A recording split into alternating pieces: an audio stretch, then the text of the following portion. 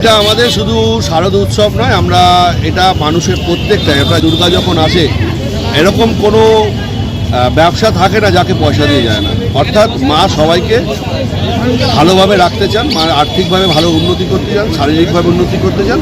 তাই আমরাও মায়ের এই ভাবনা চিন্তা, মায়ের এই আশীর্বাদকে পাথেয় করেই আমরা আগামী দিনের লোক যাতে সুস্থ থাকে এবং সাধারণ মানুষ যাতে সবাই উৎসবে অংশগ্রহণ করতে পারে তারই একটা ছোট প্রচেষ্টা আমাদের। মাননীয় মন্ত্রী অরূপ রায় ছিলেন, আমাদের বিশিষ্ট সমাজসেবী সুশোভন চ্যাটার্জি ছিলেন, বোর্ডের প্রাক্তন চেয়ারম্যান গৌতম দত্ত ছিলেন, এছাড়াও আমাদের সদস্যরা সবাই উপস্থিত ছিলেন। সুস্থ থাকুন, ভালো থাকুন, সবাই পুজোকে পুরোভাবে ফুললি এনজয় করুন এবং পরিবার নিয়ে সবাই মিলে ঘুরে আনন্দ করুন। কোনো ঝগড়াঝাটি, কোনো বিভেদ নেই, শুধু শান্তি আর শান্তি।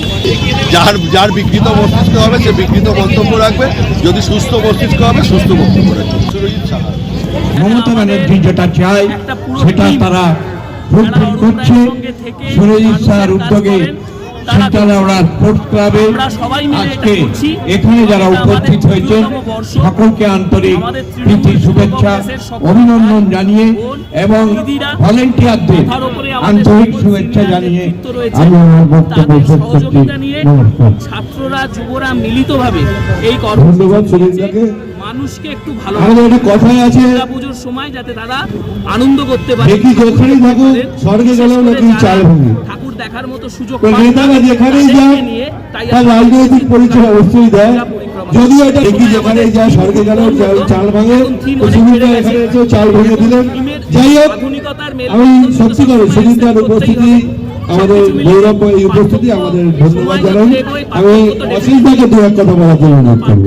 মধ্যেও আমাদের সবাই যে একসাথে আমরা মুহূর্তটাকে আমরা পালন করতে আনন্দের।